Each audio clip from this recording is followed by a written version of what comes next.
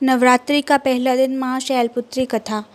नवरात्रि के 9 दिन जगत जननी माँ दुर्गा के 9 स्वरूपों की पूजा होती है। माँ के 9 स्वरूप और उनका नाम अलग ही अर्थ और लोगों को नई सीख देने वाले हैं। नवरात्रि का पहला दिन माँ शैलपुत्री को समर्पित है, जो हिमालय राज की पुत्री हैं। इसी के चलते उनके नाम का अर्थ भी कुछ ऐसा है। शैल माने पत्थर या पहाड़। पहले दिन शैलपुत्री की पूजा का महत्व भी है।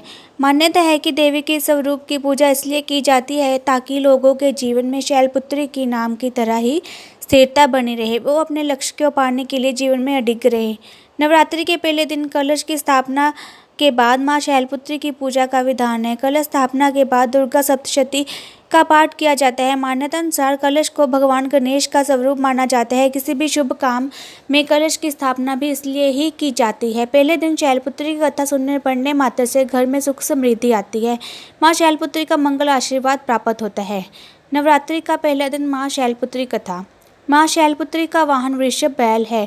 ऐसा कथा प्रचलित है कि एक बार प्रजापति दक्ष, जो सती के पिता थे, उन्होंने यज्ञ के दौरान भगवान शिव और सती को छोड़कर सभी देवताओं को आमंत्रित किया, लेकिन सती बिना बुलाए ही यज्ञ में जाने को तैयार हो गई। अब भगवान शिव ने उन्हें समझाया कि ऐसे बिना बुलाए जाना उचित नहीं है।